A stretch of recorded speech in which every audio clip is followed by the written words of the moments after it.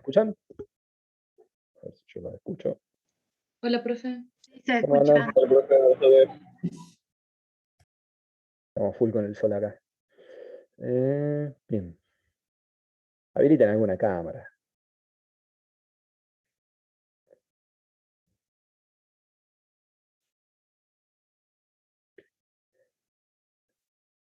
Ahí está.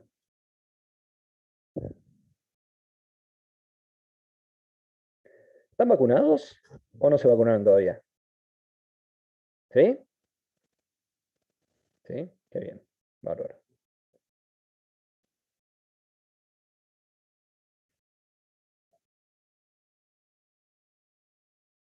¿Les gustaría volver a la facu?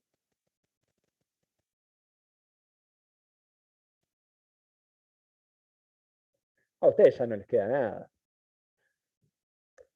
A ustedes ya no les queda nada, prácticamente. Ustedes ya están. Eh, bueno, la verdad que ya cansa un poquito la pandemia. Bueno, nos quedan 2 clases y después viene el parcial.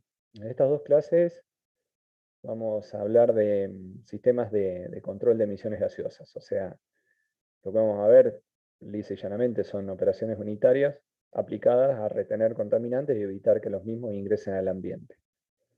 Obviamente que nos vamos a enfocar en lo que es contaminantes del aire que están siendo arrastrados dentro de una corriente gaseosa. ¿Ah? La clase pasada habíamos visto cómo analizar la... ahora que digo la clase pasada. ¿No nos habían quedado como 2 presentaciones? Creo que me habían quedado 2 slides de pasar. Sí, Dame un los segundo. últimos temas dijo que Sí, los los últimos pasará. temas. Sí, tal cual. Me había olvidado. Reanudar presentación. No, esto no. Era... No me acuerdo hasta dónde habíamos llegado. Creo que las torres de lavado No, perdón, estoy equivocado. Es esta. Habíamos visto todo lo que era... faltaba la corrección en base húmeda y el oxígeno de referencia. Sí, esas 2 cositas nada más. La clase pasada habíamos enfocado la atención en determinar el caudal de un gas dentro de un conducto. ¿Recuerdan? Y también les había comentado sobre las distintas formas que teníamos de expresar la concentración de los contaminantes, que eran justamente esta presentación. Habíamos dicho que en lo que es determinación del caudal de un gas, el mismo se determina a partir de la velocidad que podemos determinar o medir en un conducto utilizando un tubo de Pitot y un sensor de presión diferencial. Y esa velocidad, obviamente que para poder transformarla en caudal, teníamos que multiplicarla por la sección transversal. Es decir, que velocidad por sección transversal nos permite obtener caudal. Por otro lado, habíamos comentado de que para poder determinar el aporte de contaminantes al ambiente por unidad de tiempo, o sea, vendría a ser no vendría a ser unidad de tiempo, podríamos expresarla por hora de funcionamiento de nuestro proceso, teníamos que determinar lo que se llama la tasa de emisión. En un segundo estoy enchufando el lápiz óptico empacado, no quiere entrar. ¿Qué pasa esto?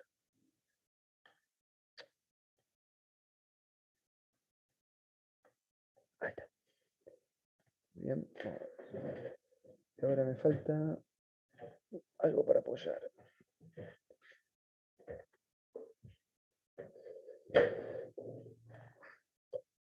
Ahí estamos. Vamos a ver si se me salió de clase. Vamos a ver.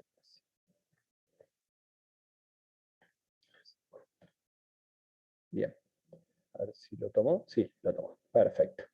Entonces, como les decía,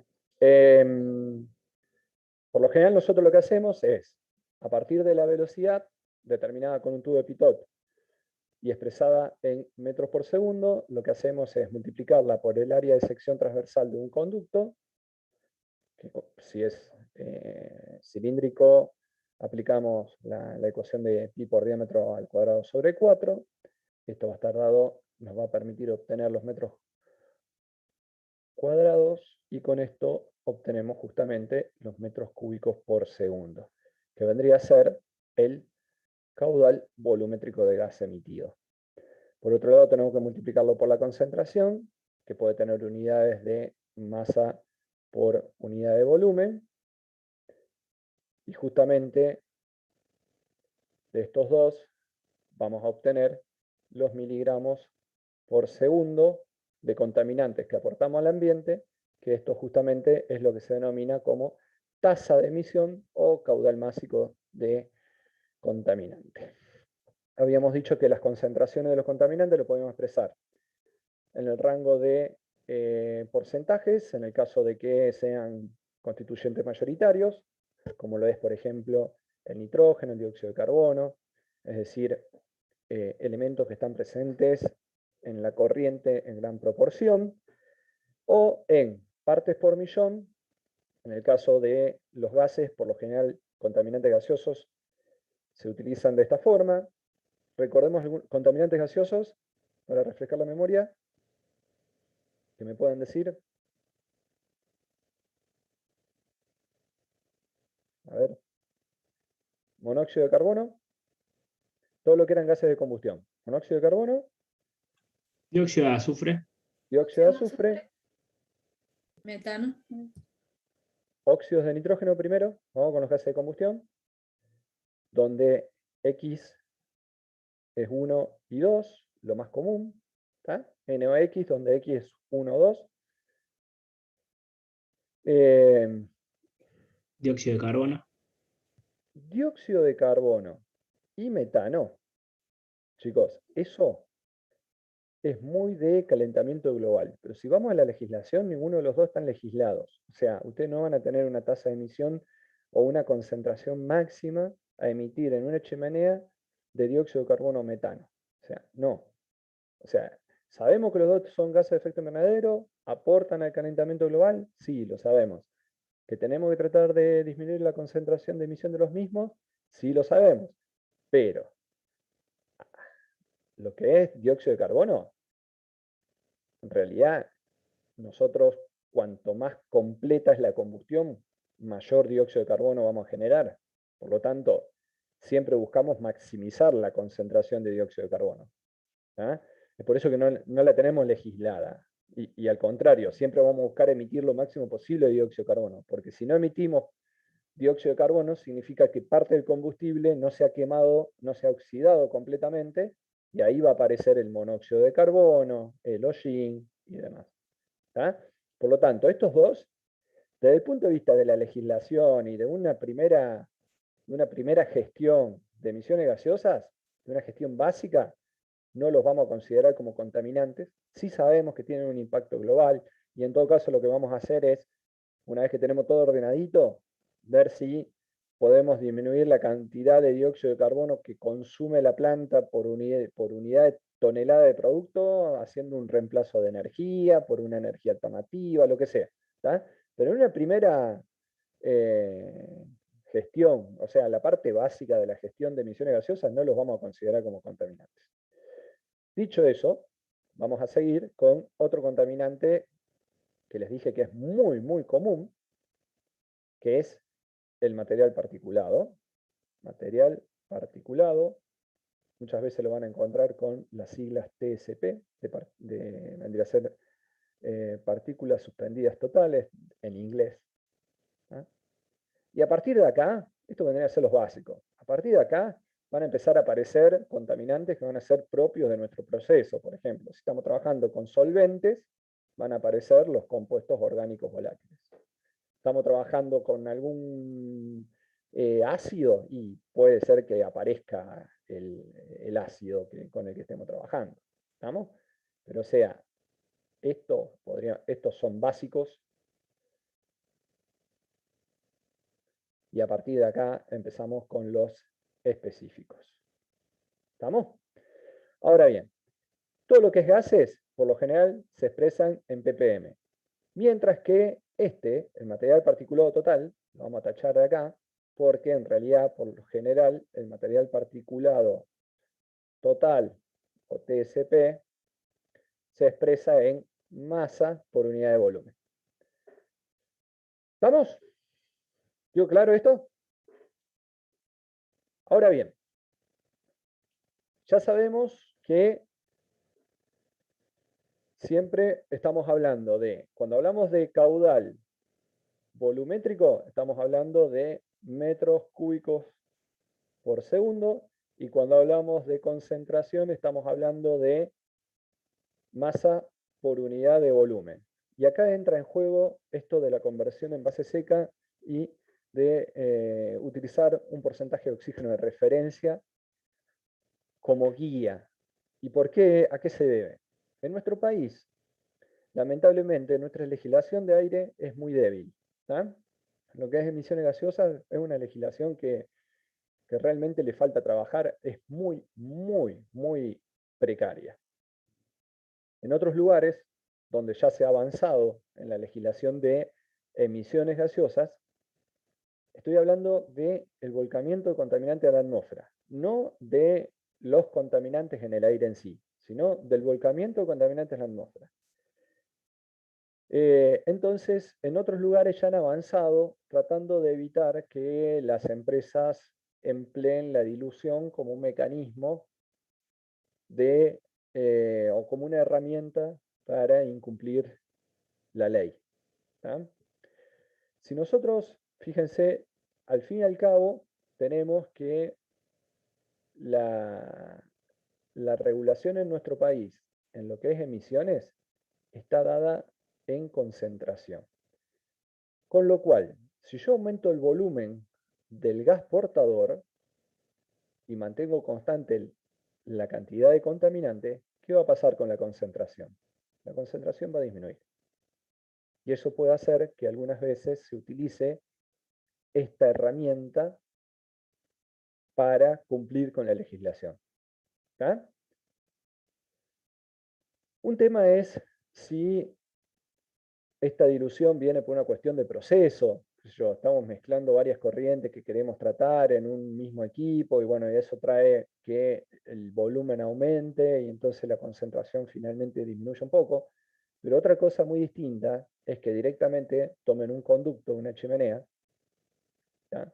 Imagínense que tienen un soplante, el famoso, ¿se acuerdan que les dije ya varias veces? El soplante de cola, que se llama normalmente en la industria, y que cuando el gas es impulsado dentro de la chimenea, tal vez le hacen unas pequeñas perforaciones a la chimenea, y esto genera un efecto Venturi mediante el cual ingresa aire fresco dentro de la chimenea.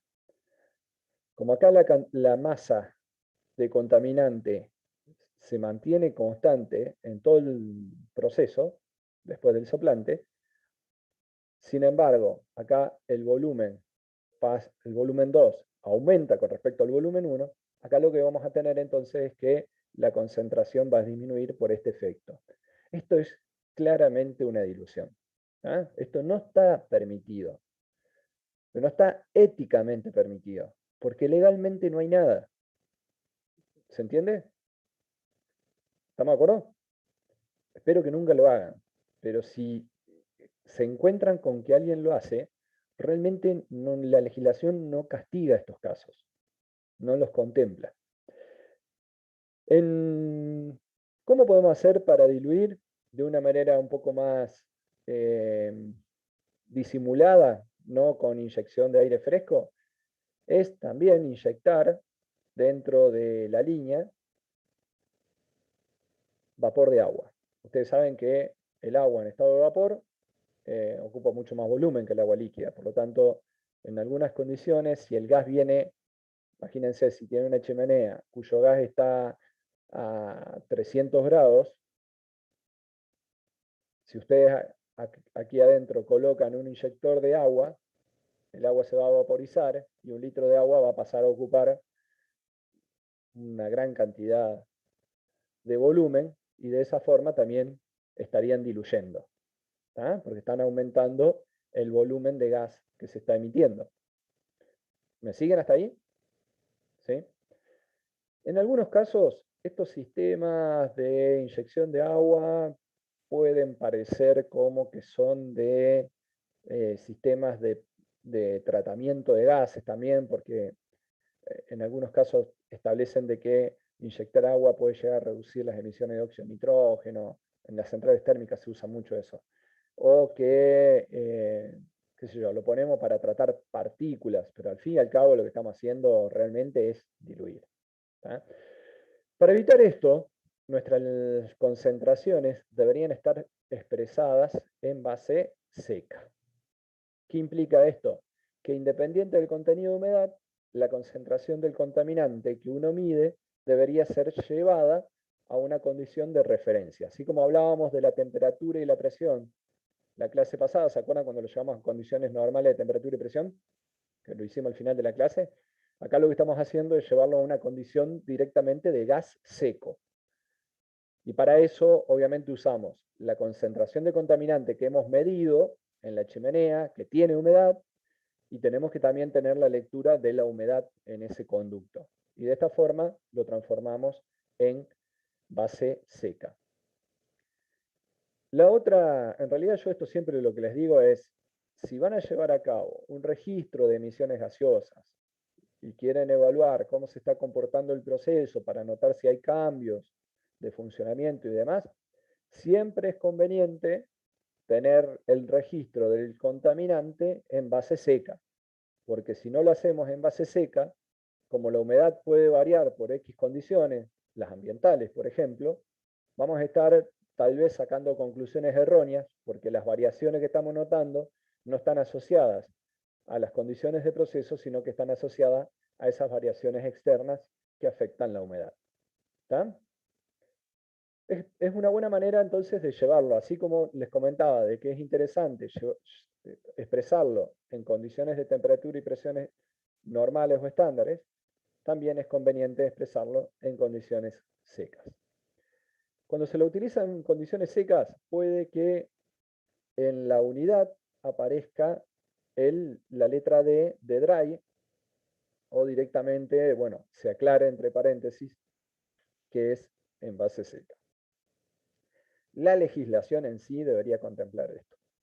Otra cosa que debería contemplar la legislación, y que en nuestro país hay una legislación que lo hace, pero es muy específica.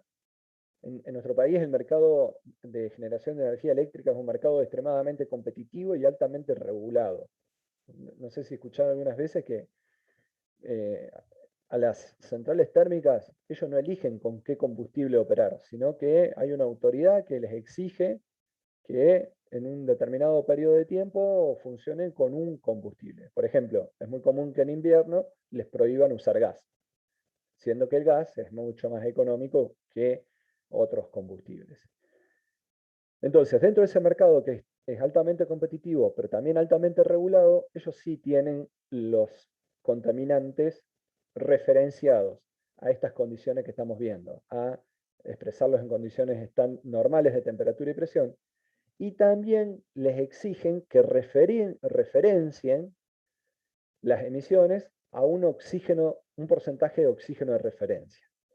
Porque en este caso, volvemos al escenario que tenemos aquí, el de este lado, ¿tá? Si una empresa está diluyendo por inyección de aire fresco adentro de la chimenea, trabajando con un porcentaje de oxígeno de referencia, tenemos una manera de llevar a todos a la misma posición. ¿Qué quiere decir esto? Que por más que le inyecten el oxígeno aire para diluir, empleando esta corrección, lo llevamos a una condición en la cual no ganan nada al momento de inyectar aire fresco. ¿Se entiende? ¿Sí? Acá hay un ejemplo en la parte de abajo que es muy útil. Fíjense. Nosotros tenemos, supónganse, que tenemos un contaminante cuya concentración legal es de 1000 ppm. O sea, el valor legal es 1000 ppm. Y que la condición aceptada como referencia por esa normativa es del 7% de oxígeno. O sea, lo que establece es que uno mida la concentración y después la referencie a ese porcentaje de oxígeno. El 7% de oxígeno en Estados Unidos es muy común de ser utilizado, mientras que en países de Europa es más común que utilicen el 11% de oxígeno de referencia. En Argentina, el ENRE, que es el Ente Nacional Regulador de la Electricidad, ellos utilizan oxígeno de referencia dependiendo del combustible que esté utilizando la central térmica. ¿Ah? Si el combustible es gas, les exigen, creo que si no recuerdo mal, era un 3% de oxígeno de referencia. Si es fuel oil, un poco más. Si es carbón, un poco más. Volviendo al ejemplo, fíjense, supónganse que tenemos 3 centrales térmicas, ¿no? Una central térmica está emitiendo las 1000 ppm al 7% de oxígeno de referencia, es decir, que cuando medimos la concentración del gas y medimos la concentración de oxígeno, nos encontramos que tenemos las 1000 ppm de contaminante y tenemos 7% de oxígeno. Y las otras 2 centrales térmicas también están emitiendo 1000 ppm, pero una de ellas lo hace con una mayor cantidad de oxígeno en exceso, un 12%, lo tenemos ahí, y otra lo hace con una menor cantidad de oxígeno en exceso, que es este 4%. Cuando aplicamos esta fórmula de corrección de la concentración medida a el oxígeno de referencia, que es este estándar de oxígeno, y considerando la concentración de oxígeno que tienen ellos en la chimenea, fíjense cómo realmente se traducen esas concentraciones. Obviamente el que estaba emitiendo 1000, que era el que decíamos antes, lo estaba haciendo en el valor legal, como ya está el 7% de oxígeno de referencia, siguen siendo 1000 ppm, pero este que había tenido un 12% de oxígeno de referencia, y está claro que estaba diluyendo, estaba inyectando aire, la concentración del contaminante cuando se referencia se transforma en 1562 ppm, lo cual estaría emitiendo casi más, un poquito más del 50% del valor legal. ¿Tá? Mientras que el que estaba más acotado en oxígeno estaría aportando una menor cantidad de contaminante al ambiente. ¿Tá? Esto también sirve para que cuando uno lleve acá un registro de emisiones, también lo referencie a un porcentaje de oxígeno. ¿Tá? Hay muchos equipos que pueden variar el porcentaje de oxígeno. Imagínense, en un horno de cemento, es tan larga la línea de gases hasta que llegan al sistema, hasta la chimenea, que prestándole atención al oxígeno podemos llegar a detectar si en el sistema estamos teniendo infiltraciones de aire dentro de la línea. Imagínense un horno de cemento, la combustión se produce en un extremo del horno, pero eso pasa a través de la torre de intercambio de gases, como mostraba Javier en la charla. Luego va al filtro de mangas y recién llega a la chimenea. Entonces también midiendo el oxígeno que tenemos ahí, podemos estar controlando que el horno esté funcionando de manera adecuada. ¿Ah? Hay muchas mediciones que sirven para controlar las condiciones de proceso. Por ejemplo, toda industria tiene una caldera. Toda industria tiene generación necesita vapor para calentamiento, tiene que instalar una caldera. Para saber si la caldera está funcionando bien o en algún momento se descalibró el quemador y empezó a quemar mal y por lo tanto está consumiendo más combustible del que él realmente necesita, eso lo podemos detectar directamente sabiendo cuál es la concentración del contaminante o del oxígeno en la chimenea. ¿Estamos de acuerdo con eso? ¿Sí? Entonces, las correcciones por oxígeno y por humedad sirven para mantener un registro estadístico de las emisiones de contaminantes de manera adecuada, que pueda ser comparable una con otras, las distintas lecturas, pero además también permite que se evite la dilución de los contaminantes, que dijimos que no es un mecanismo de gestión de emisiones que sea válido. ¿Estamos? ¿Sí? Vamos a terminar con esto. Ahí están todas las distintas alternativas que tenemos. Fíjense, acá tenemos una concentración que está expresada sin ningún tipo de corrección. Acá la corregimos por humedad. Acá la corregimos por oxígeno de referencia. Acá la tenemos por humedad y oxígeno de referencia. ¿Está? En este caso, si nos vamos acá abajo, que vendría a ser la más completa de todo, acá está corregida por oxígeno de referencia, está corregida por humedad y está corregida también, porque fíjense que está la N, por en condiciones, ¿cómo era? CNPT, condiciones normales de presión y temperatura, o CNTP, como lo quieren decir. ¿Estamos?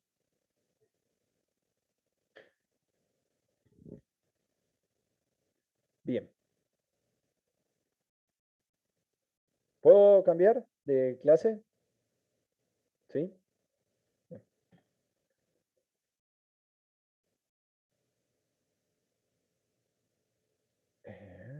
Esto ya lo podemos hacer.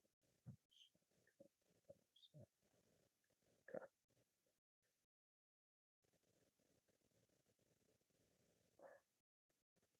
Vamos. Bien. Vamos a empezar a hablar de los sistemas de tratamiento de material particulado. ¿Tá? El material particulado es un contaminante que habíamos dicho que es un contaminante muy frecuente en la industria, pero además es un contaminante que cuando sale emitido de una chimenea genera opacidad y por lo tanto la emisión se ve. ¿Tá? O sea, si salen muchas partículas emitidas por una chimenea, cualquier receptor rápidamente lo va a notar de manera visual antes de empezar a sentir problemas respiratorios en caso que esté expuesto a esa concentración de contaminantes. Si ya tenemos decidido o hemos reconocido que tenemos un problema y que tenemos que disminuir la concentración de los contaminantes, hay una buena pregunta de examen sería, ¿y cómo sé yo si tengo que instalar un sistema de tratamiento? ¿Cómo saben ustedes si tienen que instalar un sistema de tratamiento? ¿Cómo llegaron a ese momento? ¿En base a qué información? ¿A qué evidencia? Entonces se evalúa la concentración que se está emitiendo y si está por encima de un límite legal o un límite de última establecido por la misma empresa, se instala un sistema de tratamiento. Perfecto. Ahí, en realidad, muy bien. Te faltó un pequeño detalle.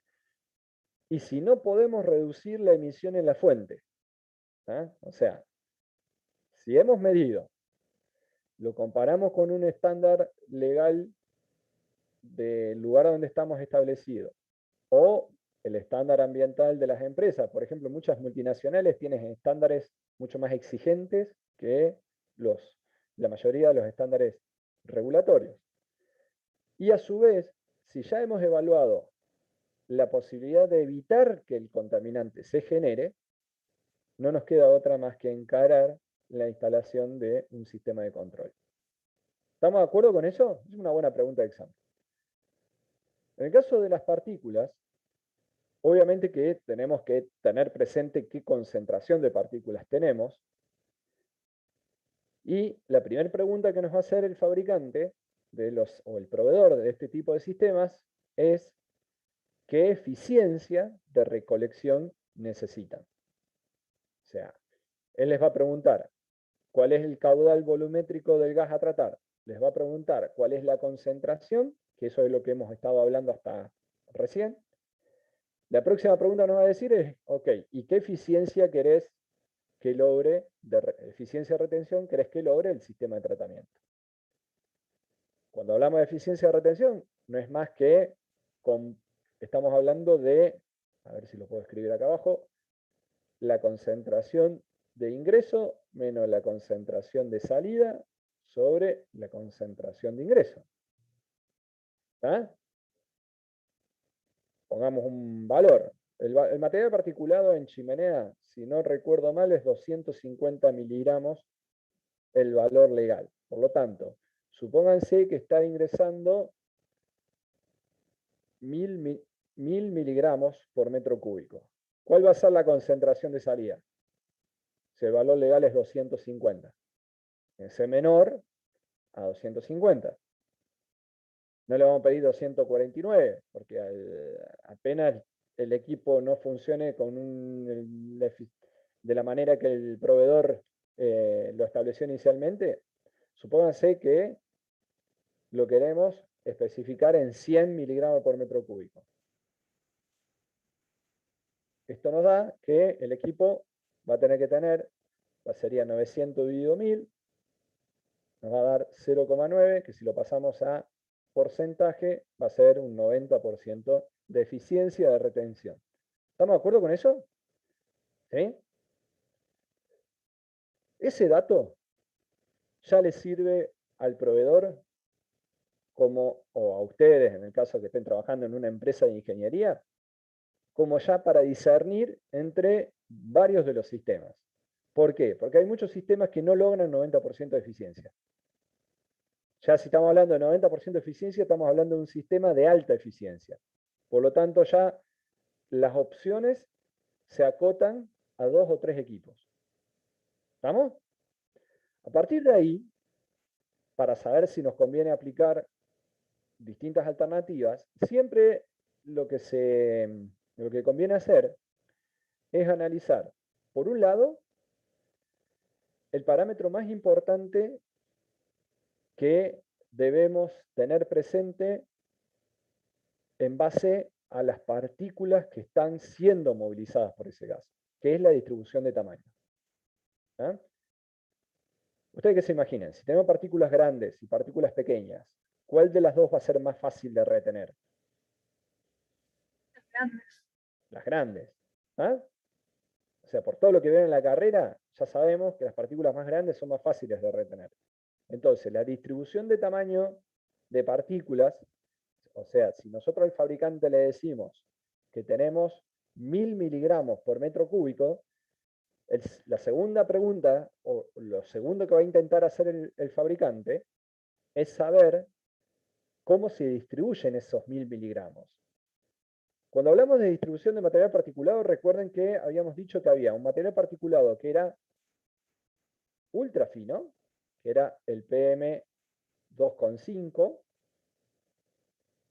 un material particulado que es fino, que es el PM10, y ya de ahí saltamos al material particulado total. O sea, que yo lo que voy a estar haciendo, desde el punto de vista técnico, lo que puedo llegar a hacer es ver el total de partículas,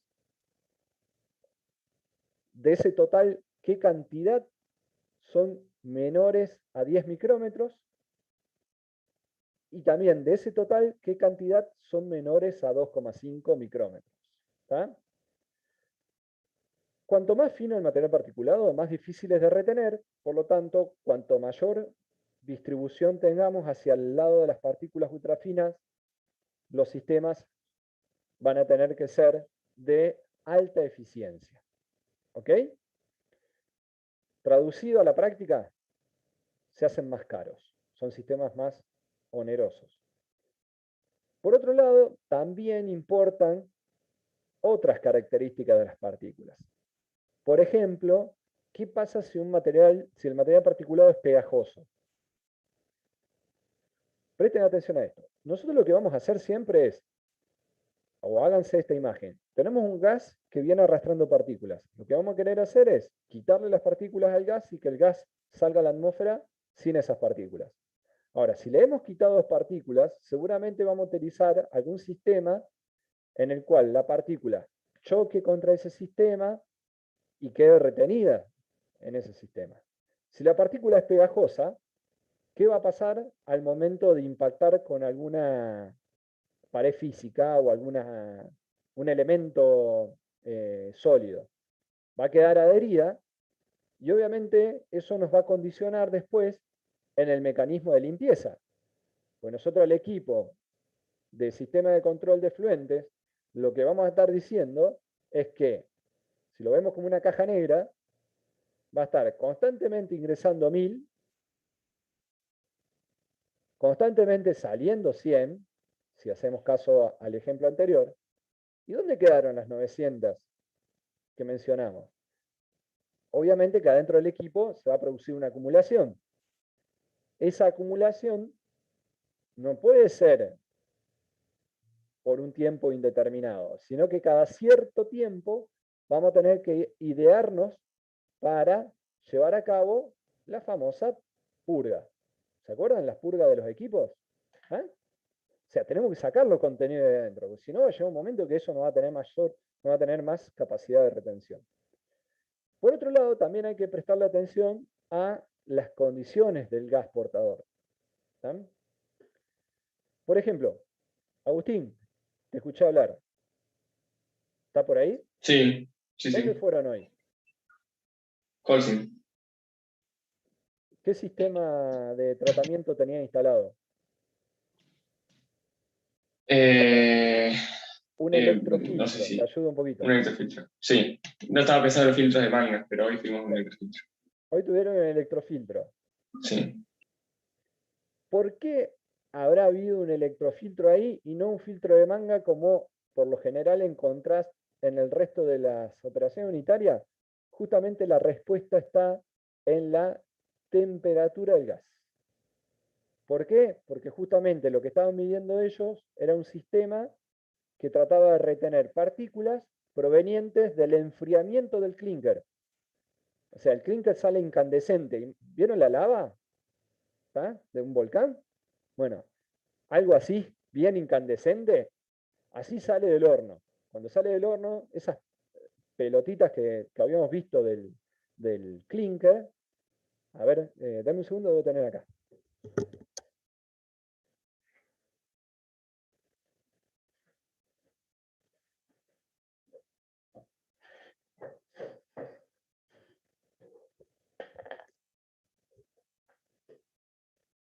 Esto es clinker. Esto es lo que sale del horno, pero sale a 1000 y pico grados, o sea, sale rojo, incandescente. Esto obviamente, para poder transportarlo, almacenarlo y demás, lo tienen que enfriar. Entonces, al enfriarlo, el gas se calienta y arrastra partículas además. Esas partículas no pueden ser emitidas al ambiente y tienen que ser retenidas. Pero el gas está a tan alta temperatura que usar un filtro de una tela filtrante es muy complicado porque se podría quemar la tela. Ahí tenemos un claro ejemplo de que no solamente lo que está condicionando la tecnología son las características de las partículas que están siendo arrastradas por el gas, sino las condiciones de temperatura y presión del gas. Por lo general, lo que es presión, ya se los dije, casi nunca tenemos problemas con respecto a la presión, siempre se trabaja a presiones muy cercanas al ambiente, pero las temperaturas no. Hoy seguramente han estado trabajando a 300, 300 y pico grados de temperatura y eso, bueno, condiciona directamente el sistema de tratamiento. Después también hay que ver otras condiciones como son, por ejemplo, la humedad, la composición química, la inflamabilidad. Hoy, Agustín ahí comentaba del electrofiltro. Un electrofiltro usa un campo eléctrico. Si el gas hubiera sido inflamable, Agustín no estaría contándonos lo que hizo hoy. ¿Tá? Porque no podés someter un gas inflamable a un campo eléctrico. Eso explotaría. ¿Estamos de acuerdo con eso? Vamos a seguir. Vamos a empezar a hablar de los sistemas más sencillos. Obviamente que estamos hablando de sistemas de baja eficiencia de retención. Si volvemos a la gráfica anterior, porque no se lo mencioné, fíjense que acá están los métodos que tenemos para analizar los tamaños de partículas. Acá tenemos la distribución típica de los tamaños de las partículas dependiendo del origen. Y acá tenemos directamente los sistemas de tratamiento. Hoy estábamos hablando de que estaban trabajando con polvo de cemento. Fíjense que está acá. A ver si lo encontraron. Acá está. Cement. Lo vi recién, se me perdió cuando lo eché. Acá está. Cemendas. polvo de cemento. Este rango de trabajo. Estábamos hablando de un PM que estaba de 2,5 a 100. O sea, ahí tenemos más o menos la distribución de tamaño. Tenemos un material particulado relativamente,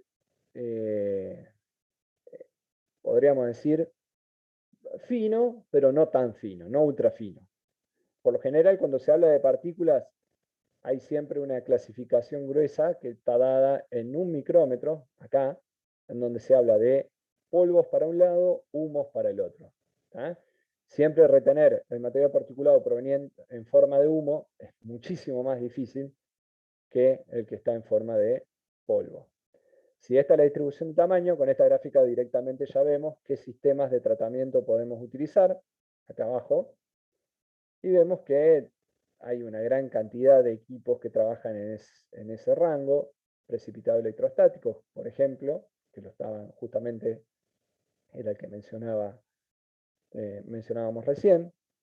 Podríamos usar también filtros, como así también lavadores. Si ustedes tienen esto que es el producto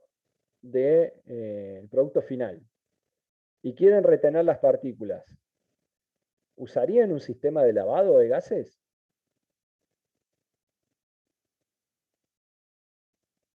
¿Profe, esa piedra? No. O sea, esto es la materia prima, después de esto se muele y se le agrega yeso y se transforma en cemento. O sea, esto es casi cemento, podríamos decir. Faltan algunos aditivos. ¿Qué O sea podemos que hacer con sería el? el cemento, medio polvo, digamos, lo que tenemos que retener. Claro, ¿ustedes lo tratarían de retener haciéndolo pasar en una lluvia de agua? Para que las No, gotas pues de agua separen este polvo. se pegotea todo, se va a hacer un cemento en la parte interna del equipo. Bien. ¿Cumpliría el objetivo? El objetivo del sistema de tratamiento es quitar el contaminante de la corriente gaseosa. ¿Lo estaría cumpliendo? Sí. Lo están quitando y ahora lo están pasando a agua. Pero ¿cuál es el problema de pasarlo a agua? Es que ahora, si bien evitaron el problema de emitirlo al ambiente por aire, ahora lo tienen en el agua y lo tienen que tratar en el agua. Si ustedes lo retienen de manera seca, directamente lo que están reteniendo es producto y ese producto puede volver directamente a la línea de proceso. ¿Eso sería la purga o no? No. Esa purga, justamente, que decíamos recién, es lo que siempre tratamos de valorizar y evitar que se transforme en otro problema. ¿Estamos? Bien. Si el material particulado es muy grueso, no digo esto, pero si es un material particulado que puede llegar a tener 100 micrómetros de diámetro, que estamos hablando ya de partículas que tienen 0,1 milímetro, ¿no? Fíjense qué locura, ¿no? Estamos hablando de algo muy, muy chiquito. Y lo queremos retener, podemos usar su velocidad de sedimentación. Obviamente que tenemos que hablar de una partícula que tiene que tener una densidad importante para que su velocidad de sedimentación sea importante. Y en ese sentido lo que podemos hacer primero es utilizar un sedimentador por gravedad, que es este equipo. En este equipo, este sistema de tratamiento que vemos ahí, acá, en realidad lo que estamos haciendo es, nosotros acá tenemos la corriente que viene con un caudal 1, ¿no? Cuando ingresa a este equipo y luego sale, ¿qué va a pasar con el caudal? ¿Se va a mantener o va a cambiar?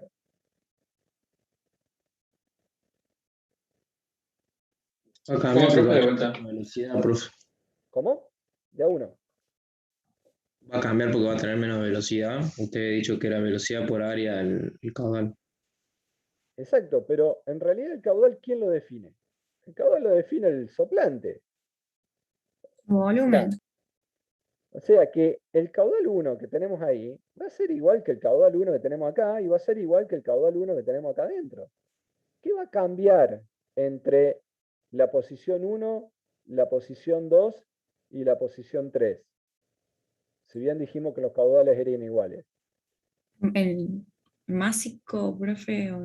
la velocidad. Ah, la velocidad. ¿Está?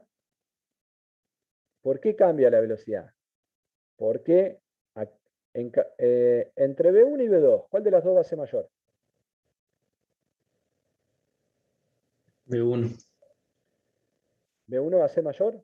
Dependiendo de la densidad de la partícula, para mí tiene que ser mayor B2 para que sedimente. ¿Por qué? Ay, no, no sé, pero No, para estamos... mí era dependiendo de de la densidad, pero Gente, escuchen. Nosotros, recuerden, primero teníamos que captar el contaminante. Para eso colocábamos una campana en caso de que el equipo no podía directamente tener montado un tubo de extracción, un conducto de extracción. El soplante, este, que tenemos acá, tiene que tener una suficiente velocidad de arrastre, obviamente que va a estar dado por el caudal, para que la partícula se mantenga volando en la corriente de aire y no se sedimente y se pegue en el conducto. Si esta velocidad 1 no fuera suficiente, lo que vamos a encontrar es que las partículas se van a depositar directamente en el piso del tubo. ¿Por qué? Porque no tienen suficiente velocidad de arrastre del gas como para mantenerse en la corriente. ¿Sí? Sin embargo, como el área 1 es mucho más chica que el área 2, cuando la partícula que venía siendo arrastrada a una velocidad 1 ingrese dentro de la cámara de sedimentación, lo que va a sufrir es una menor velocidad de arrastre. ¿Se entiende eso? o sea que disminuye la velocidad por el cambio de área, digamos. Exacto. Al cambiar la sección transversal, cambia la velocidad. ¿Sí? ¿Hasta ahí? Obviamente, la cámara tiene que tener un tamaño determinado para que una partícula que ingresó aquí tenga tiempo suficiente para sedimentar dentro de la cámara.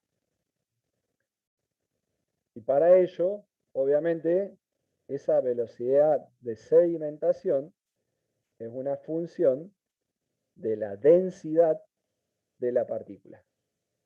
¿Ah? Imagínense, no es del tamaño, sino de la densidad de la partícula. Por ejemplo, una cáscara de maní es grande, pero tiene poca densidad.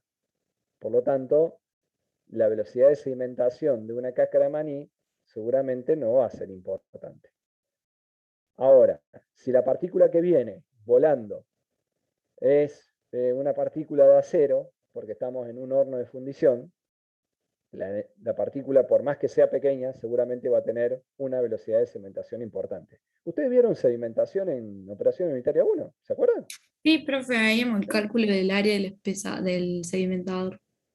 Y bueno, esto es exactamente lo mismo, nada más que ahora la velocidad de sedimentación compite con la velocidad de arrastre. Nada más. ¿Estamos de acuerdo con eso? ¿Queda claro? Sí, profe. Ya si queremos lograr una separación mayor e incluso retener partículas más pequeñas, podemos, además de usar la sedimentación de la partícula, podemos usar la fuerza centrífuga para separar a la partícula de la corriente de aire. ¿Ah? Por lo que vimos en la clase pasada, lo que era el flujo de partículas en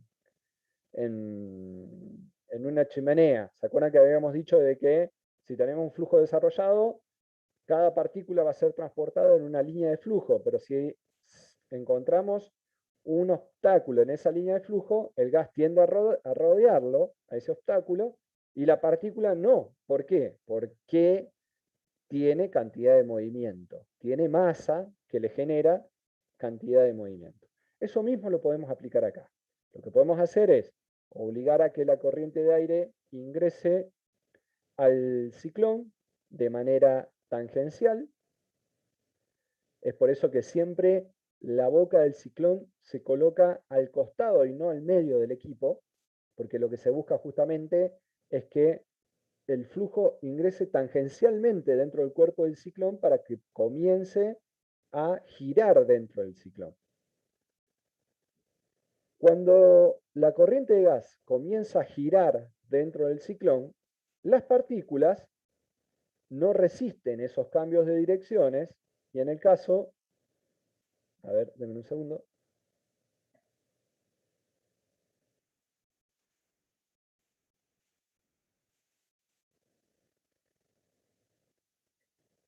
Y si bien la corriente gaseosa podría tener este cambio de dirección dentro del cuerpo del ciclón, la partícula pueda que logre ser desplazada de esa línea de flujo por dos fuerzas. Una es por la cantidad de movimiento que lleva la partícula, tratando de mantener una trayectoria recta, y por otro lado es porque también la fuerza centrífuga expulsa la partícula hacia afuera. ¿Está?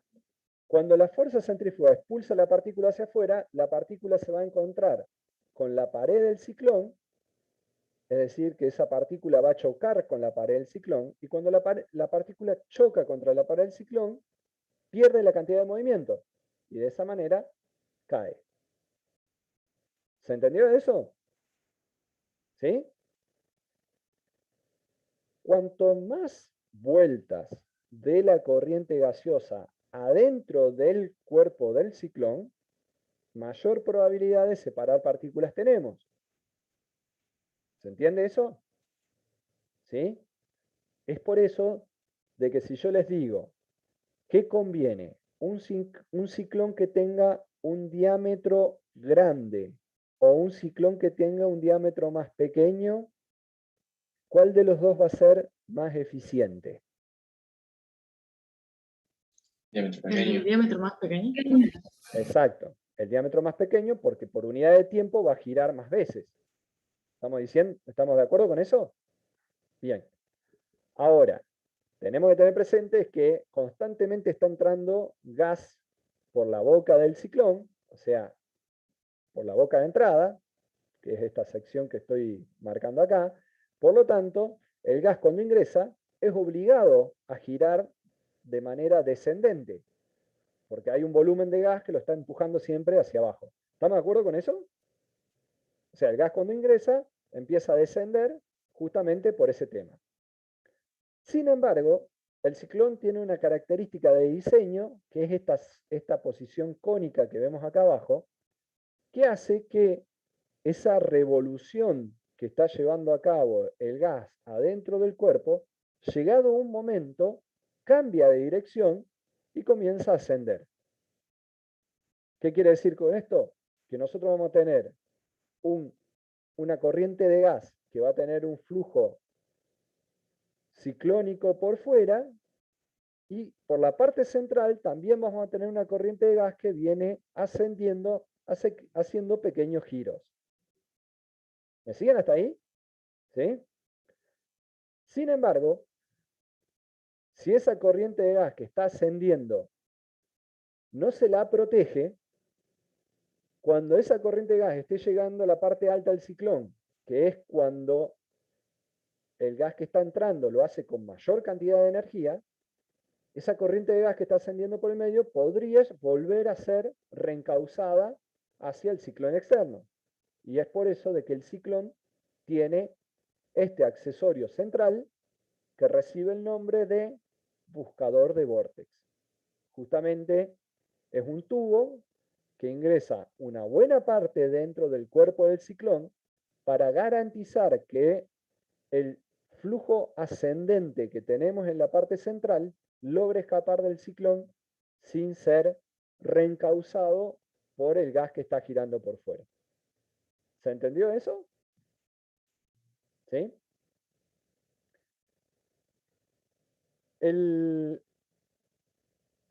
la cinética de esos gases es realmente muy compleja. O sea, ¿por qué se forma ese vórtex en una determinada posición del cono? La verdad que es muy complejo de calcular y de explicar desde el punto de vista físico. Es por eso que lo que predomina normalmente en el diseño de ciclones es usar las reglas muy básicas de diseño que fueron desarrolladas en base a observaciones experimentales. ¿Está? Por lo general van a encontrar que un ciclón se puede diseñar teniendo en cuenta el diámetro del ciclón y a partir de ahí la relación de diámetros en cuanto a la longitud del cuerpo del ciclón, la relación de diámetros en cuanto a la longitud del cuerpo de la zona cónica y demás. Lo que sí les puedo garantizar es que un ciclón con un cuerpo largo y de diámetro pequeño va a ser mucho más eficiente que un ciclón de cuerpo corto y diámetro grande. ¿Por qué? Por el principio básico de separación. El gas va a girar menos veces y por lo tanto va a separar menos las partículas que tiene dentro o que está tratando. Otra forma es Profe, aplicar... perdón, una Sí, consulta. Cuando se hace centrifugación en el laboratorio, que son como los tubitos esos chiquitos, es o sea, es lo mismo, pero no más que, digamos, es más chiquito en digamos, el realidad, cuerpo. sí, pero vos cuando haces centrifugación, o sea, lo que estás haciendo con una centrifugación en un tubo es una sedimentación centrífuga. O sea, vos lo que estás obligando, porque vos si pusieras el líquido con las partículas adentro del tubo y lo dejaras una semana, las partículas sedimentarían y estarían también. Vos lo que estás haciendo es ayudarte de la fuerza centrífuga para acelerar la separación. ¿Ah? Eso es diferente, no es esto mismo. Ah, ¿Ah? listo. Sí, sí, sí, sí.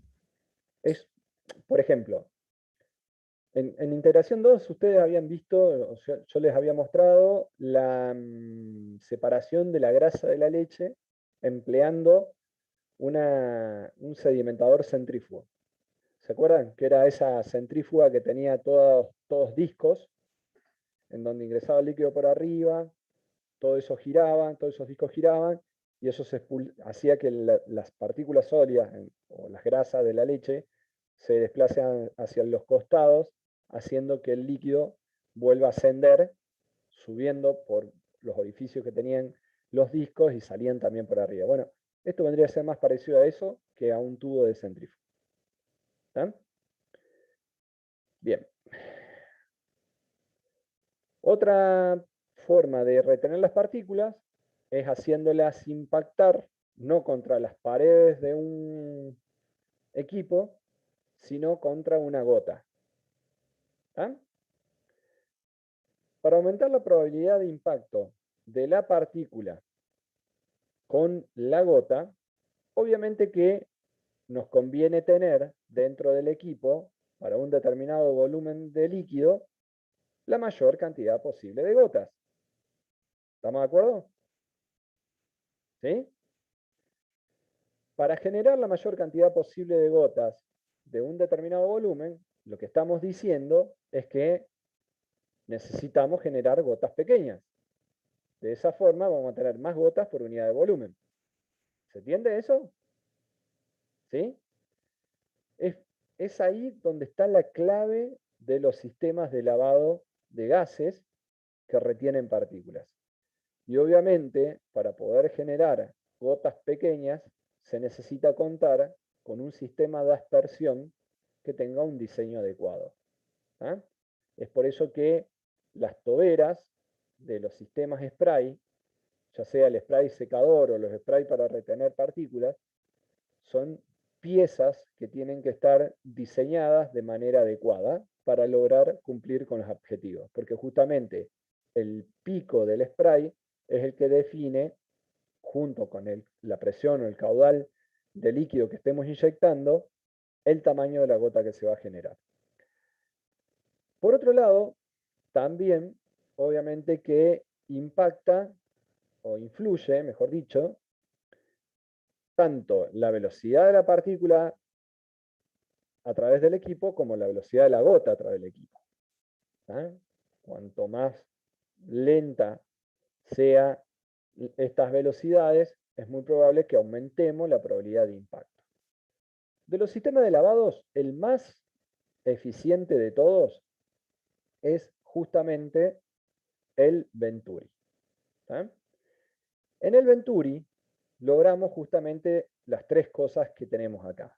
Logramos generar gotas pequeñas, logramos, en este caso, lo que logramos es directamente aumentar la turbulencia del flujo, tanto de agua como de gases, adentro del equipo. Y ustedes saben que la turbulencia es sinónimo de mezclado, ¿no? ¿No es cierto? Si queremos que un flujo esté bien mezclado de gotas y líquido, obviamente que nos va a convenir trabajar en condiciones turbulentas. Y en este caso lo que tenemos es un Venturi a través del cual tenemos el ingreso de la corriente de gases con partículas y en la zona de convergencia, que es la zona inicial, se produce la inyección de agua. Hay otros sistemas que es al revés, en donde directamente en la parte central tenemos inyección de agua y por los laterales tenemos la aspiración del gas, que son muy parecidos a los sistemas, a los Venturis que se usan en los sistemas de vacío, muy parecidos. En este caso, además, tenemos en la parte de la garganta, que es justamente en donde la reducción de la sección transversal hace que las velocidades de los fluidos se aceleren, y ahí es donde el fluido pasa a un régimen turbulento. Fíjense que tienen estas dos paletas, y esas dos paletas por lo general están asociadas en la parte externa por un mecanismo de accionamiento que puede cerrarlas o abrirlas. ¿Para qué se tiene ese mecanismo con el cual se la puede cerrar? Justamente lo que buscamos es que el equipo sea flexible para que si hay variaciones en las condiciones de proceso, podamos aumentar la velocidad de los fluidos ahí adentro, tanto del gas como del agua, reduciendo la sección transversal mediante esas paletas móviles. En la garganta es donde se genera turbulencia y es donde ese caos hace que las partículas pequeñas choquen con las gotitas pequeñas. Y de esa forma, una partícula pequeña que estaba siendo arrastrada por el gas, ahora al incorporarse dentro de una gota, gana muchísimo más peso y logra separarse de la corriente de gas.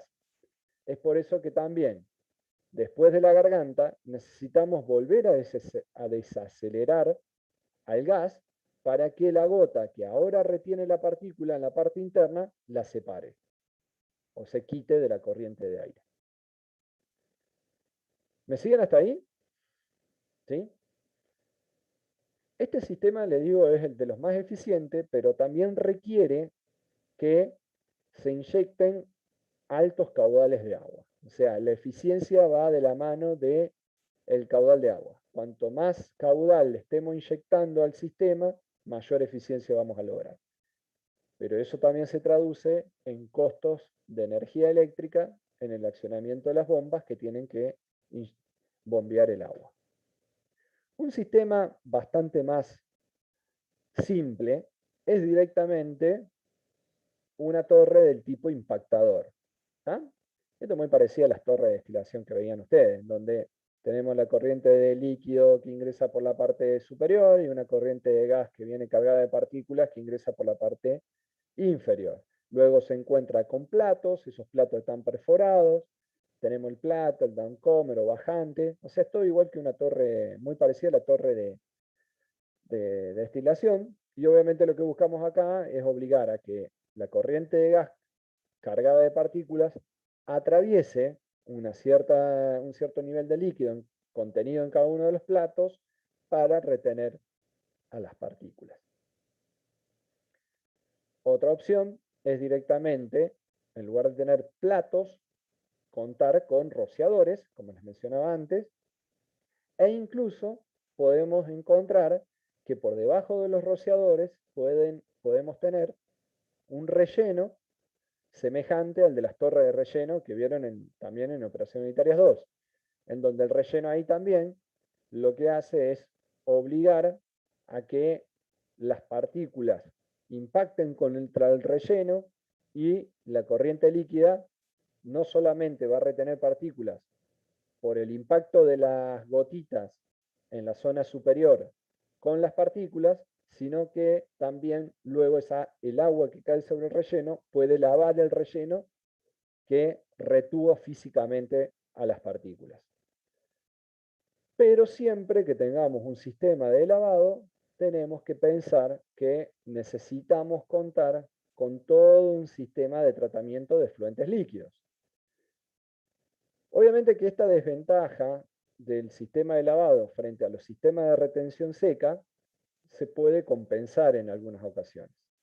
Principalmente se puede compensar cuando además de querer tratar un contaminante sólido, queremos retener también un contaminante gaseoso absorbiéndolo en el agua. ¿Ah?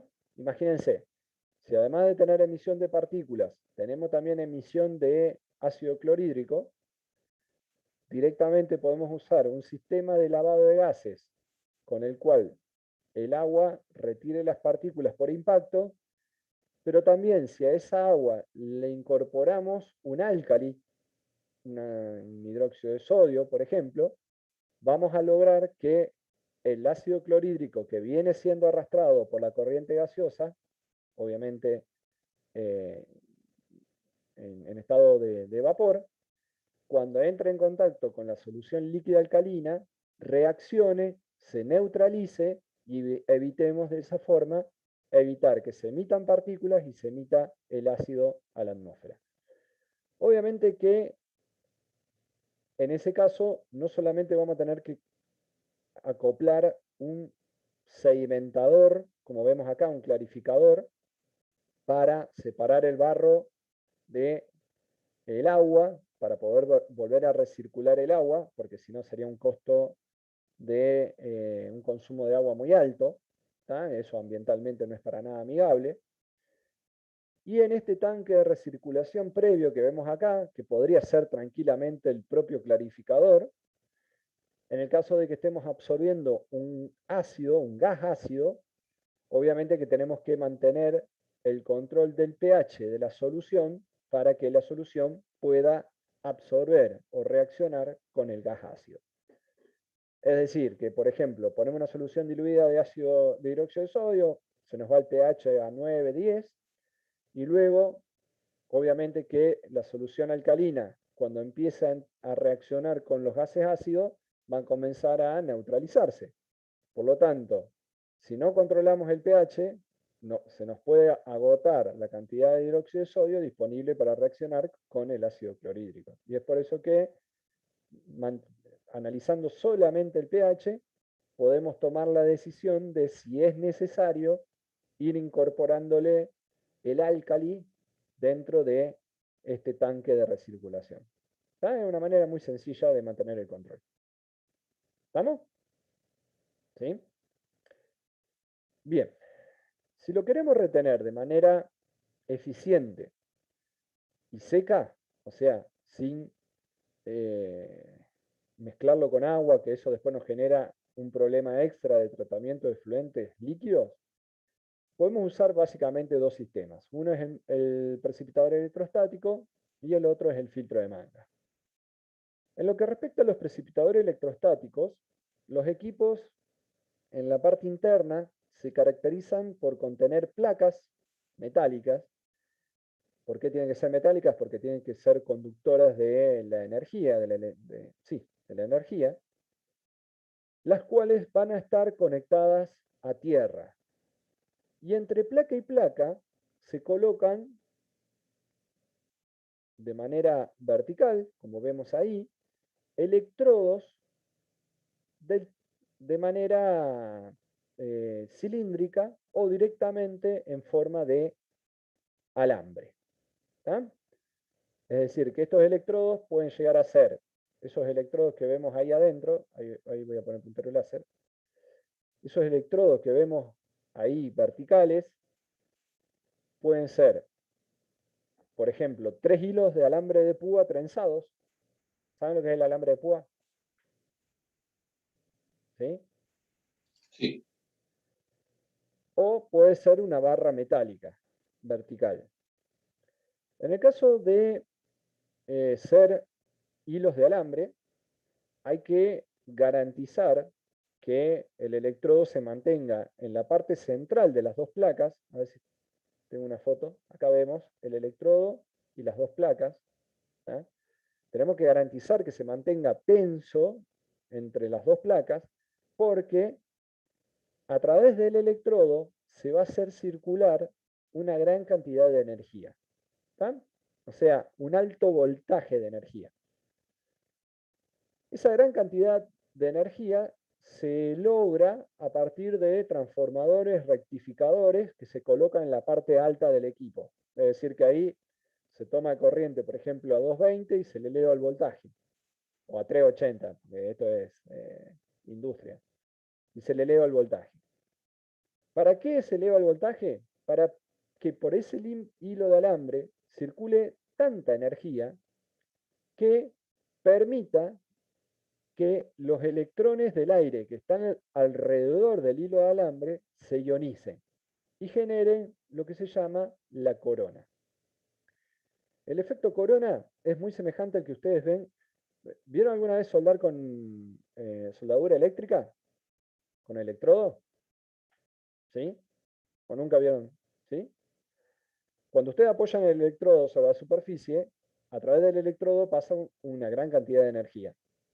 Esa gran cantidad de energía hace que se produzca, bueno, la fusión de la parte metálica, pero genera alrededor de todo ese proceso una ionización de los átomos del aire, por lo tanto, de los electrones del aire. Por lo tanto, ustedes ven que alrededor del punto de soldadura se ve una luz ultravioleta que sus padres siempre les han dicho, nene, no mires la soldadura porque te hace mal los ojos.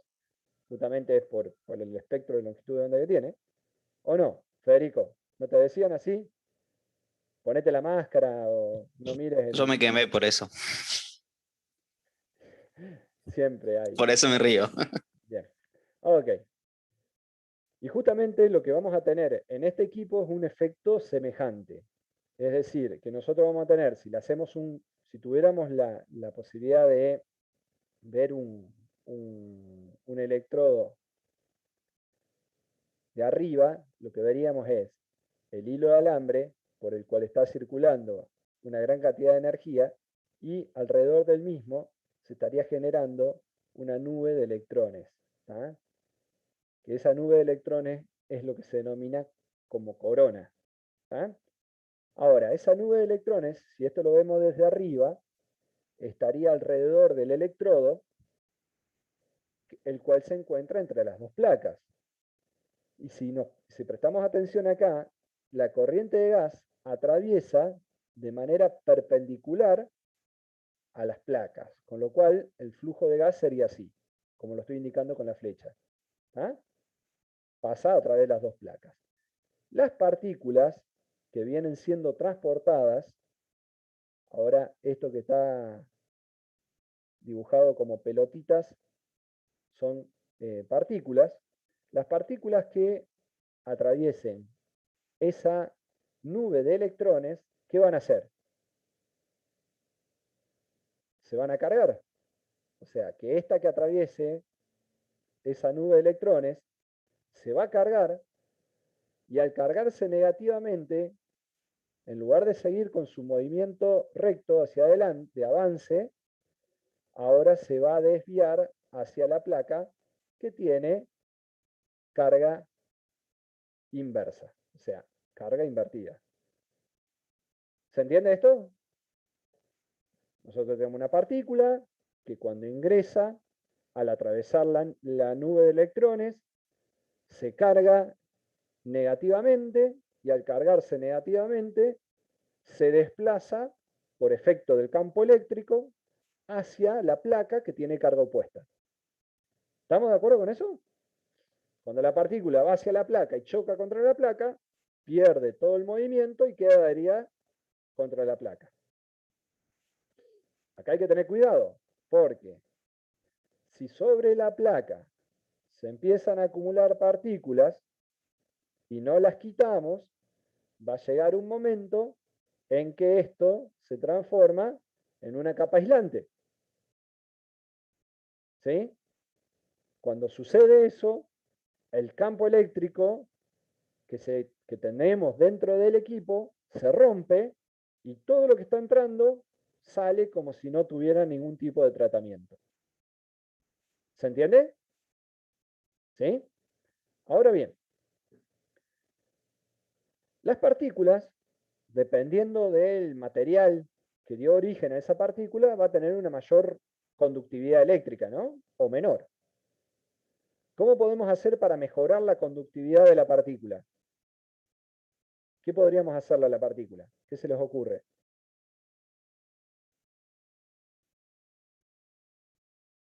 ¿Alguna idea? Para que un elemento... Agua.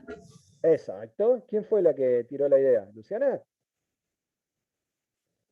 Felicitaciones, sí. Si ustedes la humedecen, la partícula se va a cargar más fácil. Esto quiere decir que si yo coloco en la entrada del equipo, acá, un rociador de agua, una inyección de agua, lo que voy a hacer es mejorar la eficiencia. Pero ¿qué pasaba cuando a las partículas le agregábamos agua? ¿Qué podía pasar? Se Que, pegó. Pegotearse. exacto, que se pegoteen. Entonces, si le agregamos agua, cuando esta partícula se adhiera ahora sobre la superficie, puede que no sea suficiente sacudir la placa para que la partícula se despegue y tengamos que también inyectar agua a la placa para que se genere una película de agua que descienda y eso arrastre a la partícula. ¿Se entiende? Es por eso que justamente estos sistemas pueden ser precipitadores electrostáticos secos o pueden ser precipitadores electrostáticos húmedos. El precipitador electrostático seco es aquel que usa solamente un mecanismo de vibración para que la partícula se despegue de la placa. ¿Cómo podemos hacer vibrar eso? La placa antes se lo hacía a mano. Hoy en día lo podemos hacer directamente con un martillo neumático. ¿Se acuerdan del martillo neumático que vimos en el secador spray para evitar que las partículas se peguen a las paredes? No se acuerdan más nada. Hace 3 años no se acuerdan más nada. Bien. O sea, lo que podemos hacer es un martillo de goma que golpee y haga vibrar todo, o directamente una bocina sónica, o sea, un gran cornetazo que haga vibrar todo lo que está dentro, mediante el uso del sonido. ¿Estamos? De esa manera despegamos la partícula. Ahora, cuando la partícula se despega, fíjense, ubíquense en el gráfico, hagan de cuenta que una partícula se pegó acá arriba, en la placa, ¿no? ¿La vieron? Ahí. Cuando esa partícula se despega, como constantemente va a estar pasando el gas a tratar entre las placas, puede suceder que esa partícula que se despegó vuelva a ser arrastrada por el gas. ¿Se entiende? Es por eso que los equipos, por lo general, tienen varios cuerpos de placas. Fíjense, en este caso tenemos 4 cuerpos de placas que vendrían a estar ubicadas en paralelo. ¿Para qué? Para que la partícula que se despegó del primer cuerpo de placas y fue arrastrada sea retenida en el segundo cuerpo de placas. Si se despega algo de la segunda, sea retenido en la tercera. Y lo poco que puede llegar al cuarto cuerpo de placas, cuando es arrastrado, ¿qué va a pasar? se va a ir. No hay manera de retenerlo. Es por eso que estos equipos nunca pueden lograr el 100% de eficiencia. Siempre hay una pequeña partecita. Ahora, es de esperar que si entran 1000 miligramos por metro cúbico, acá quitemos 500, acá quitemos 300, acá quitemos 150 y solamente al cuarto cuerpo lleguen una pequeña cantidad.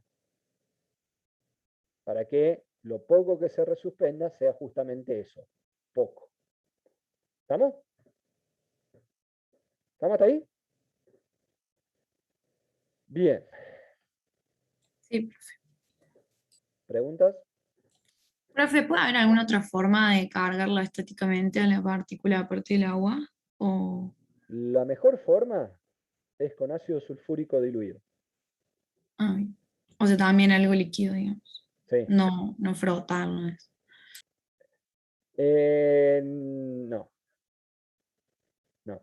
El ácido sulfúrico diluido es lo mejor de todo, pero ¿cuál es el problema?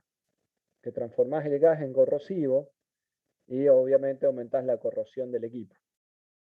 ¿Está?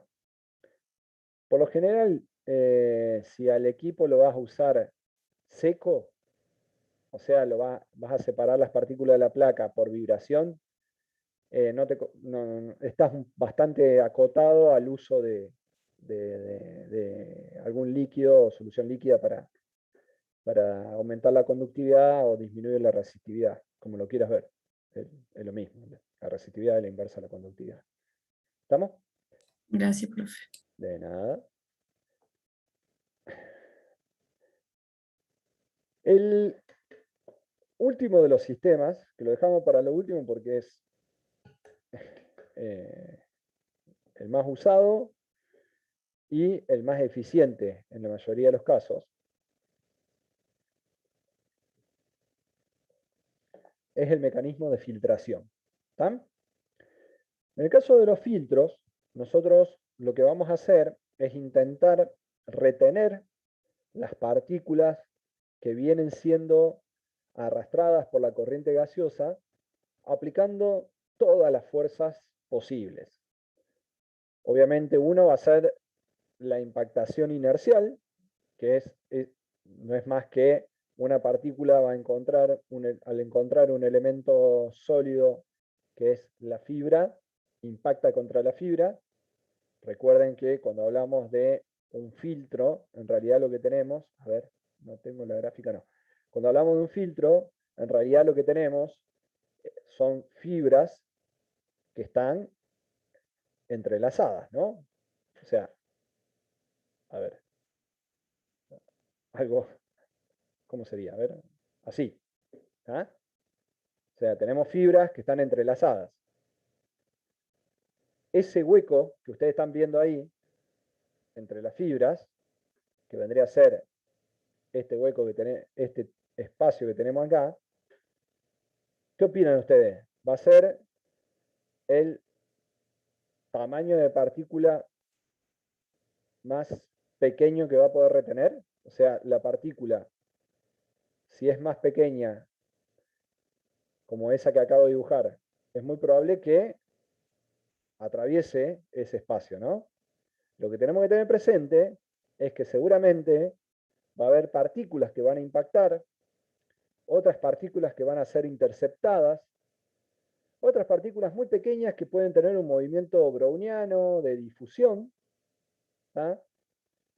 Y todas ellas lo que van a hacer es ir depositándose sobre ese entrazado de fibras, llamada tela filtrante. Con lo cual, en realidad, el espacio que hay entre las fibras no es el espacio o no define el tamaño de partícula más pequeño a retener. ¿Por qué? Porque las primeras capas de partículas que se depositan sobre la fibra disminuyen mucho ese espacio. ¿Se entiende? ¿Se entendió eso o no? O sea, Sí, profe. si tenemos partículas grandes que se depositaron, obviamente los espacios que van a quedar entre las partículas va a ser menor. En el caso de los filtros, tenemos dos opciones para hacerlos trabajar. La mayoría atraviesan o hacen que el gas atraviese el filtro de afuera hacia adentro y no de adentro hacia afuera. ¿Puede hacerlo atravesar de adentro hacia afuera? Sí, puede hacerlo atravesar de adentro hacia afuera. Pero por lo general lo que se busca es que la partícula no quede retenida en la parte interna, sino que quede retenida en la parte de afuera. ¿Por qué?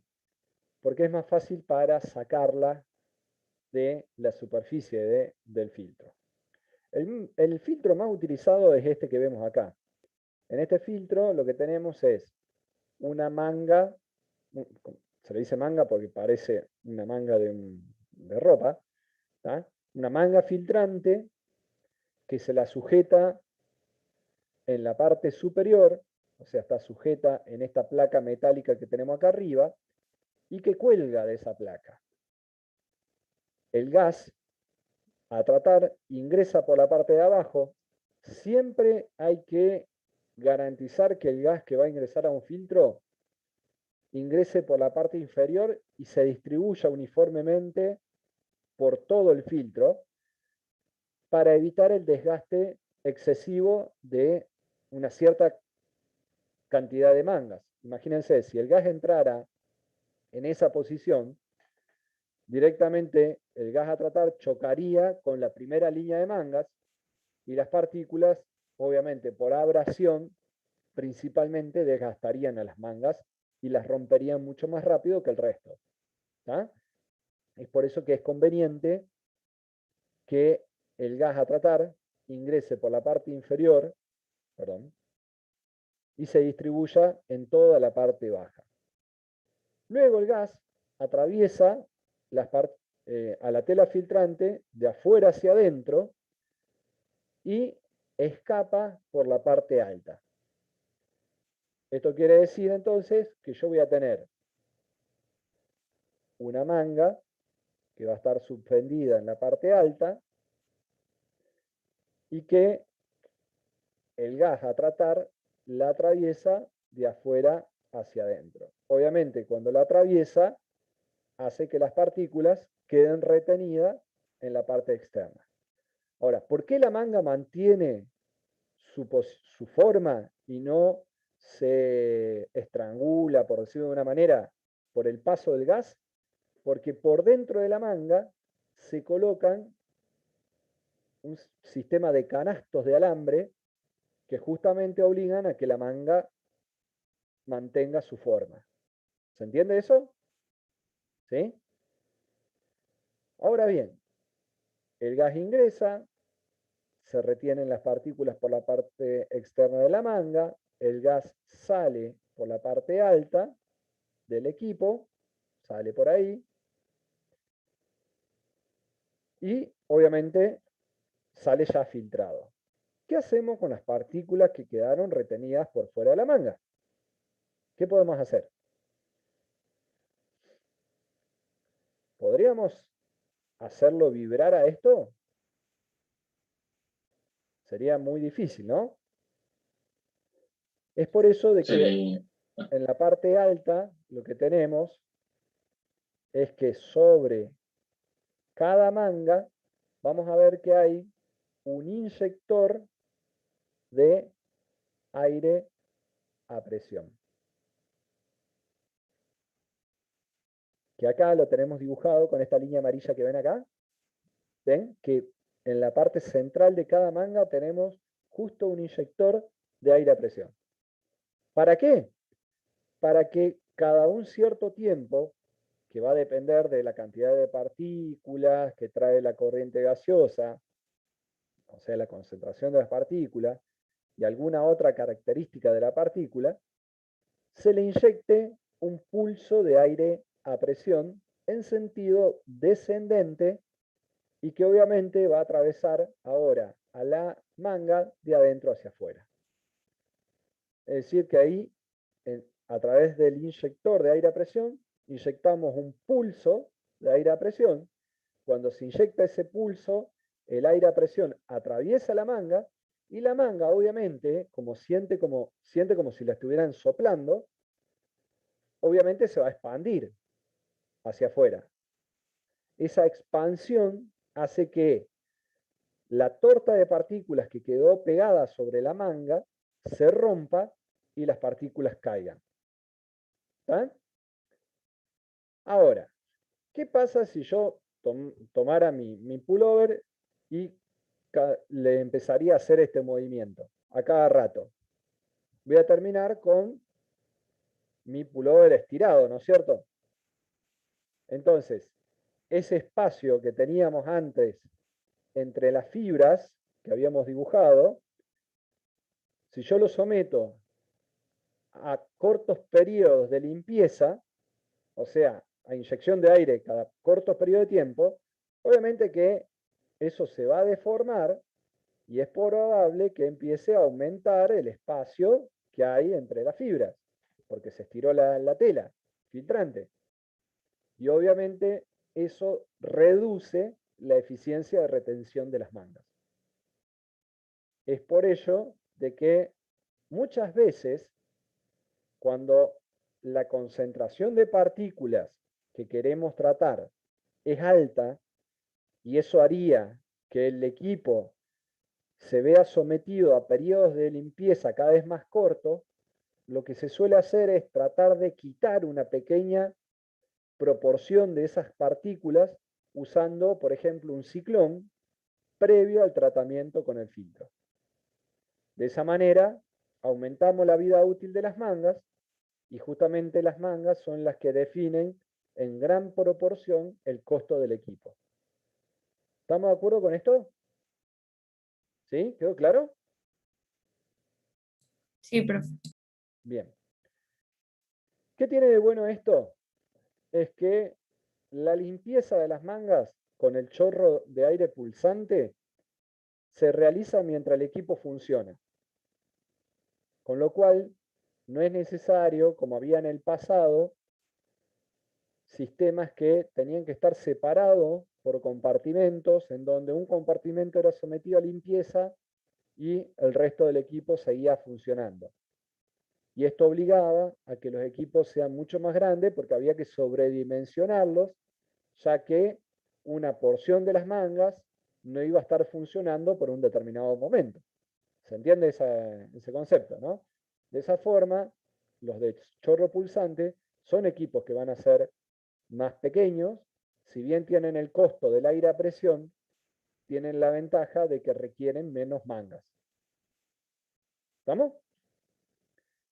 Bien. Este vendría a ser un pequeño cuadro como para acomodar las ideas para la toma de decisión. Fíjense, si nosotros tenemos material particulado a retener, lo primero que tenemos que preguntarnos es si ese material particulado es húmedo o pegajoso. Si es pegajoso o húmedo, sí o sí, cuando lo retengamos en el sistema, vamos a tener que usar agua para despegarlo. Entonces, eso ya nos condiciona a usar un sistema de lavado de gases, wet scrubber, o usar un precipitador electrostático húmedo. Si no es pegajoso o húmedo, si no son pegajosas o húmedas las partículas, ahí nos tenemos que preguntar si el gas que está arrastrando las partículas puede llegar a ser un vapor, o sea, puede ser explosivo. Si es explosivo, obviamente no lo vamos a meter adentro de un campo eléctrico y siempre vamos a preferir trabajarlo también vía húmeda para evitar la acumulación de polvo o la interacción de polvo, que ustedes saben que el polvo también es bastante riesgoso en cuanto a explosiones, ¿no? Si no tenemos partículas pegajosas o húmedas y el gas no es explosivo, que les repito, es poco común que se dé eso, pasamos a preguntarnos si queremos tener un sistema o necesitamos un sistema que retenga partículas pequeñas o partículas más grandes, que es la primera pregunta que nos tenemos que hacer.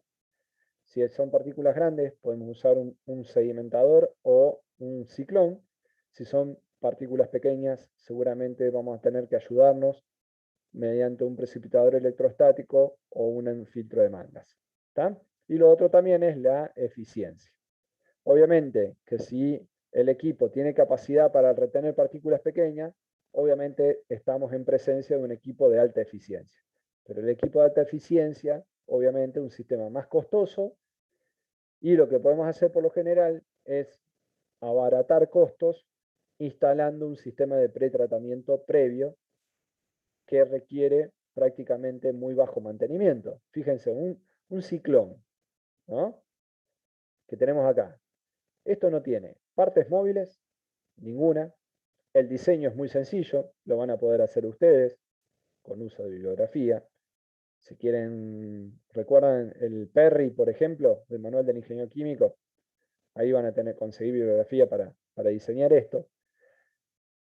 Es decir, que es un sistema que es económico, que lo pueden hacer en la propia planta, y que lo poco que pueda quitar de partículas antes de un filtro de manga va a permitir que el filtro de manga opere por mayor cantidad de tiempo sin tener que cambiar las mangas, que son justamente los materiales más caros de esos sistemas. Bien, ¿alguna pregunta? ¿No? ¿Se podría utilizar alguna columna de absorción? De absorción. Con D, de absorción. Pero si tenés partículas, ¿para qué querés absorberlas? Y con algún sólido, no sé. Vamos a tener gases que podemos retenerlos por absorción. Pero usar partículas sólidas para absorber sólidos, no. Está difícil. No. Y no, porque no va a haber migración. ¿Se acuerdan los pasos, ¿no?, de la absorción? Esto lo vieron en catalizadores, los 5 pasos. El movimiento del compuesto desde el seno al fluido hasta la superficie del sólido, de la superficie del sólido hasta la parte interna del catalizador. ¿Se acuerdan? La reacción, la vuelta. Eso lo vieron en catálisis y lo deben haber visto también en ingeniería de las reacciones. Sí, lo estamos viendo ahora en catalizadores.